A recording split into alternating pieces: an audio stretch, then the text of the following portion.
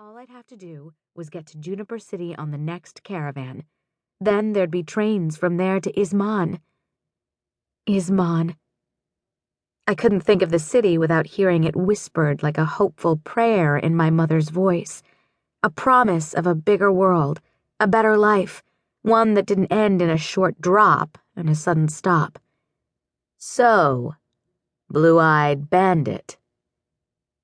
I opened my eyes as the foreigner sank down next to me, propping his arms on his knees. He didn't look at me when he spoke. It's better than Eastern snake, at least. He was holding a skin of water. I hadn't realized how thirsty I was until that moment, and my eyes tracked it as he took a long drink. Still, it has a certain dishonest bent to it. He glanced at me out of the corner of his eye. There was a skew to his words that would make even the most trusting fool think he was trouble.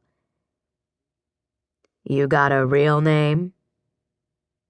Sure. But you can call me Oman, if you've got to call me something.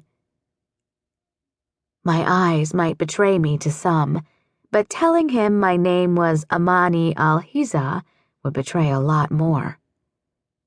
The foreigner snorted. Funny. Oman's my name, too. Funny, I agreed dryly, a smile pulling at my mouth all the same. I reckoned half the men born in Miraji were called Oman, after our exalted sultan. I didn't know if their parents figured it would win them favor with our ruler, not that they'd ever get so much as spitting distance from him, or if they thought God might give them favor by mistake. But I did know that the stranger wasn't named Oman any more than I was. Everything about him was foreign, from his eyes to the angles in his face and the way he wore his desert clothes like they didn't belong against his skin. Even his words were tinged with an accent, though he spoke cleaner Mirajin than most folks around here. Where are you from, anyhow?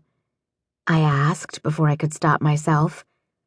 Every time I opened my mouth, it was another chance to get found out for a girl, but I couldn't help myself.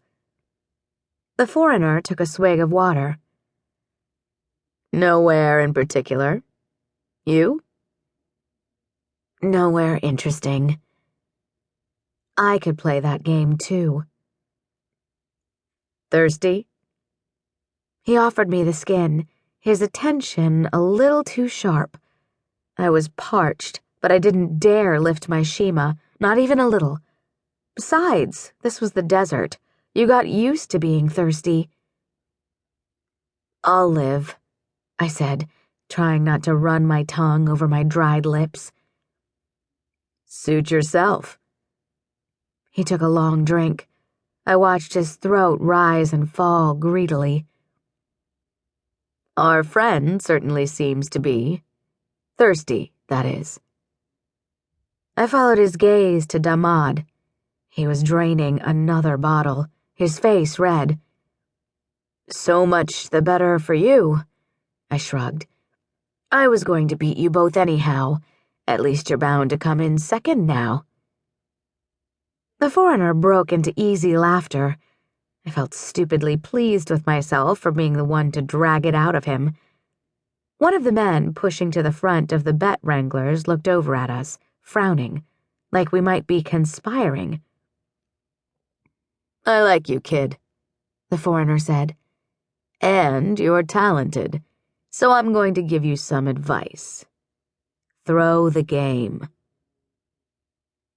You really suppose that's going to work on me? I tried for bravado, straightening up as much as I could. You see our friend over there? He nodded to Damad. He plays for the house. Hassan gets rich off Damad's winning. They don't like it when strangers beat him. And how do you know so much, not being from around these parts? The foreigner leaned over conspiratorially. Because I beat him last week. We both watched